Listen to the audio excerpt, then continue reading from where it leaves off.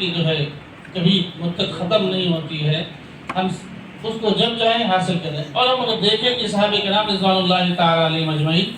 خود اللہ تبارک و تعالیٰ نے آپ صلی اللہ علیہ وسلم پر جو پہلی وحی نازل فرمائی ہے وہ کب نازل فرمائی؟ جب آپ کی عمر مبارک 40 سال کی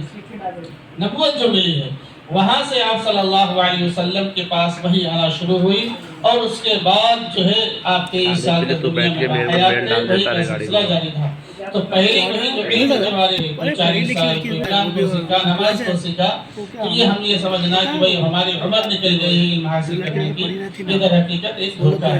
اس لیے ہم قرآن کریم سے اپنا تعلق مضبوط کریں، نمازوں کا اہتمام کریں، تاکہ جب رمضان مبارک کا مہینہ آئے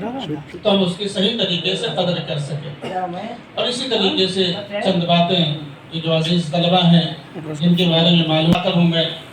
کہ آپ اس مدرسے میں آئے، الحمدللہ آپ یہاں پر بہت کچھ سیکھے ہیں، اور مدرسے میں جو ایک نظام رہتا ہے کہ بھئی آپ کو وقت پر اٹھایا جائے، روزانہ قرآن آپ پڑھتے ہیں، اسی طریقے سے سلیقے کے ساتھ جس طرح سے یہاں پہ رہتے ہیں، جب آپ یہاں سے اپنے گھروں پر جائیں، ایک مہینے کی چھٹی ملی ہے، اب تو گھوم لیں گے، کھائیں گے، آرام کر لیں گے، نہیں،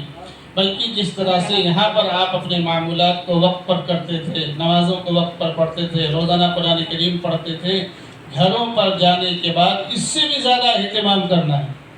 کیونکہ یہاں پر آپ کے اساتذہ تھے جو آپ کی غلطیوں پر تنبیہ کرتے تھے، سمجھاتے تھے اور نماز پڑھنے کے لیے کہتے تھے۔ جب آپ یہاں سے اپنے گھروں پر جائیں گے تو ہر ایک کی، محلے کے لوگوں کی، گاؤں کے لوگوں کی نظریں آپ کے اوپر ہوں گی کہ یہ بچہ فلاں شہر سے پڑھ کر آیا ہے، فلاں مدرسے سے پڑھ کر آیا ہے، نماز پڑھ رہا ہے یا نہیں نماز پڑھ رہا ہے۔ اگر وہاں پر ہم نماز پڑھیں گے تو اس سے جو ہے آپ کے ماں باپ کو بھی خوشی ملے گی، اور محلے کے لوگ بھی آپ کے ماں باپ کی، آپ کے والدین کی تعریف کریں گے کہ فلاں کا بچہ دیکھو مدرسے میں جا کر بالکل بدل گیا، پہلے نماز نہیں پڑھتا تھا، اب دیکھو سب سے پہلے مسجد میں آ کر پہنچ جاتا ہے۔ تو ہم یہ کوشش کریں کہ اپنے گھروں پہ جانے کے بعد گھروں پہ جانے کے بعد عموماً بچے جو کھیلنے میں لگ جاتے ہیں، دوستوں کے ساتھ وقت گزارتے ہیں یا کہیں اور چلے جاتے ہیں، لیکن جیسے ہی اذان کا وقت ہو، اذان کی آواز سنیں ہم کانوں میں، ہر کام چھوڑ کر سب سے پہلے ہم مسجد میں جائیں، وہاں پر سکون کے ساتھ، اطمینان کے ساتھ ہم نماز پڑھیں، تاکہ لوگوں کو دیکھ کر احساس ہو کہ بھئی بچہ کی تربیت اچھی ہوئی ہے۔ اور وہاں پر بھی جا کر ہم روزانہ مسجد کے اندر نماز جب ہم پڑھ لیں تو ایک وقت متعین کر لیں کہ بھئی ہمیں قرآن کریم پڑھنا ہے، اور وہاں کے جو حافظ صاحب ہیں،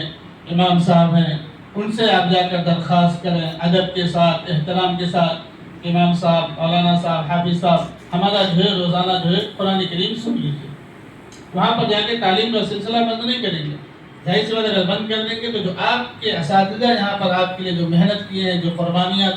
دیے ہیں، جو جد و جہد کیے ہیں، 1.5 مہینے کی چھٹی میں کیا ہے وہ چیز آپ کے ذہنوں سے نکل جائیں گی۔ اس لیے جب آپ گاؤں پر جائیں تو وہاں کی جو مسجد ہے پابندی کے ساتھ نماز پڑھیں، اور کسی ایک نماز کے بعد، یا اگر نماز کے بعد وہاں اہتمام نہیں تو ہر مسجد میں یا گاؤں میں مکتب ہوتا ہے، وہاں پڑھائی ہوتی ہے، آپ کم سے کم آدھا گھنٹہ نکال کر وہاں پر جائیں اور ان کے پاس اپنا سبق جاری رکھیں۔ جو قرآن پڑھنے والے ہیں وہ قرآن سنائیں، جو ناظرہ جو قاعدہ پڑھنے والے ہیں وہ قاعدہ سنائیں۔ یہ آدھا گھنٹہ اگر آپ وقت نکالیں گے تو پھر جب مدرسہ دوبارہ جب شروع ہوگا تو جب آپ آئیں گے تو آپ کا سبق یاد رہے گا۔ اب یہاں پر آپ کے اساتذہ جو ہے آپ کو آگے بڑھائیں گے،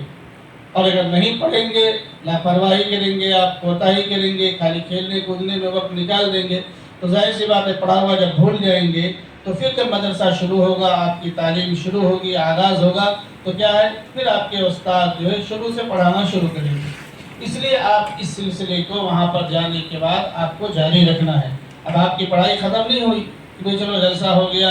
اب ہم گھر کو جا رہے ہیں، اب ہماری چھٹی ہے، چھٹی نہیں بلکہ اب آپ کو اور پڑھنا ہے۔ اسی طریقے سے گھروں پہ جانے کے بعد اپنے ماں باپ کا احترام کریں،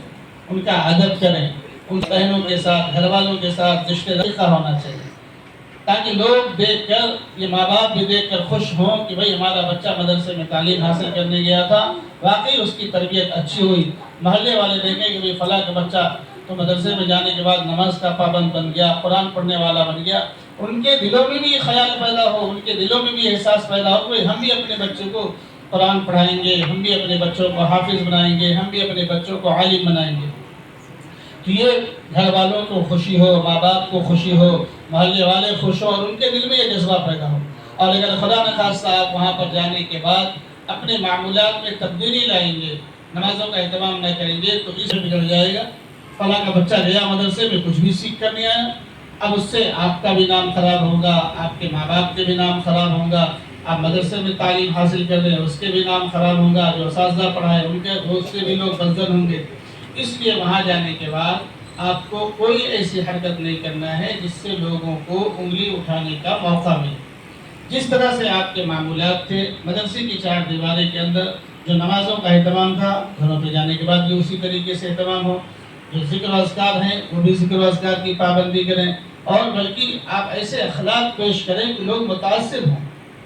اور وہ سمجھیں کہ بھائی ماں باپ بھی آپ سمجھیں کہ ہم نے اپنے بچے کو اپنے سے دور کر کر کوئی غلط کام نہیں کیا، بلکہ بہت اچھا کام کیا ہے کہ آج میرا بچہ کسی قابل بن رہا ہے، کسی لائق بن رہا ہے، ہمارا بھیجنا جو ہے ہمارے لیے تو بہت بڑا فائدہ مند ہوا ہے۔ اور جب ان کے ساتھ اچھے سے بات کریں گے تو ان کو خوشی ہوں گی، اور جب وہ خوش ہوں گے تو ماں باپ دعا دیں گے۔ اور یاد رکھیں، ماں باپ کی دعائیں جن بچوں کے ساتھ ہوتی ہے وہ دنیا میں بھی کامیاب ہوتے ہیں اور آخرت میں بھی کامیاب ہوتے ہیں۔